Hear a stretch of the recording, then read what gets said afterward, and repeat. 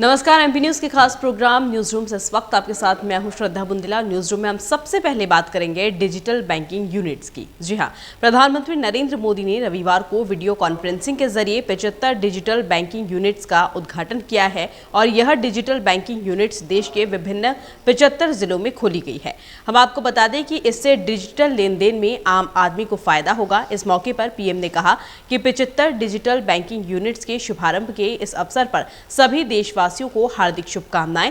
आज देश digital India के सामर्थ्य का फिर से एक बार साक्षी बना है। आज 75 डिजिटल बैंकिंग यूनिट्स देश के 75 जिलों में धरातल पर उतर रही है।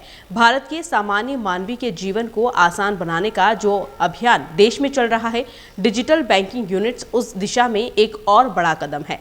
पीएम ने कहा कि यह ऐसी विशेष बैंकिंग व्यवस्था है जो मिनिमम डिजिटल इंफ्रास्ट्रक्चर से मैक्सिमम सेवाएं देने का काम करेगी। इसके अलावा भारत के सामान्य मानवी को सशक्त करना, उसे मजबूत बनाना है। इसलिए हमने समाज के अंतिम पायदान पर खड़े व्यक्ति को ध्यान में रखकर ये नीतियां बनाई है और पूरी सरकार उसकी सुविधा और प्रगति के रास्ते पर चली है। भाजपा सरकार ने दो चीजों पर एक साथ काम किया है। पहला, बैंकिंग व्यवस्था को सुधारना, मजबूत करना, पारदर्शिता लाना।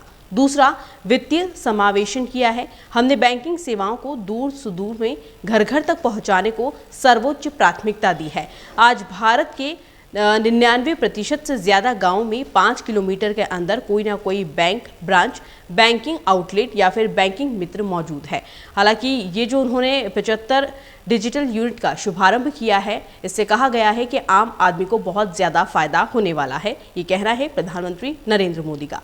खबरों में आगे बढ़ते हैं और यहाँ पर हम बात करते हैं महाकाल की, जहां पर ज्योतिर्लिंग महाकाल मंदिर में 24 अक्टूबर को दिवाली मनाई जाएगी। तड़के 4 बजे भस्म आरती में पुजारी परिवार की महिलाएं भगवान महाकाल को केसर चंदन का उपटन लगाएगी। इसके उपरांत भगवान महाकाल को गर्म जल से स्नान करवाया जाएगा। श्रृंगार के पश्चात अन्नकूट का महाभोग लगाकर फुलझड़ी से यहाँ पर आरती की जाएगी। मंदिर के परंपरा अनुसार धनतेरस पर 23 अक्टूबर से दीप पर्व की शुरुआत होगी और तिथि क्षय होने के कारण इस बार 4 की बजाय 3 दिवसीय उत्सव भी मनेगा। तो सबसे पहले अगर दीपावली कहीं मनाई जाती है तो महाकाल में मनाई जाती है, उसके बाद ही कहीं पर दीप पर्व का आयोजन किया जाता है और दिवाली मनाई जाती है। खबरों में आगे बढ़ते हैं और यहाँ पर हम बात करते हैं जबलपुर की, जहाँ पर 2 पहिया वाहन चलाने के दौरान लोग हेलमेट लगाने के प्रति जागरूक होने लगे हैं। हम आपको बता दें कि सड़कों पर काफी संख्या में 2 पहिया वाहन चालक हेलमेट लगाए दिखे। पुलिस ने भी लोगों को हेलमेट लगवाने के लिए व्यापक स्तर पर अभियान छेड़ रखा है और लोगों को हेलमेट लगवाने के लिए पुलिस सड़क पर उतर आई है। लोगों में हेलमेट के प्रति जागरूकता लाने के लिए पुलिस अधीक्षक सिद्धार्थ बहुगुणा की पहल पर किन्नर समाज द्वारा भी लाडगंज थाने के सामने हेलमेट वितरण किया गया है। हालांकि अभियान लगातार चलाया जा रहा था। देखा जा रहा था कि पहले कि लोग जो हैं वो काफ़ी लापरवाही बरतते हैं, हेलमेट नहीं लगाते हैं और इसी दौरान कुछ लोगों ने हेलमेट वितरण का कार्यक्रम किया और इसी कड़ी में किन्नर समाज द्वारा भी लाडगंज थाने के सामने हेलमेट वितरण किया गया लोगों को। खबरों में आगे बढ़ते हैं और यहाँ पर बात करते हैं मॉनसून की। दक्षिण पश्चिम मॉनसून के विदा होते ही वातावरण में नमी होने लगी है और नमी गायब होने लगी है। बादल छटने से आसमान पूरी तरह से साफ दिखाई दे रहा है और इसके साथ ही हवाओं का रुख उत्तरी बना रहने से राजधानी में ठंड भी बढ़ गई है।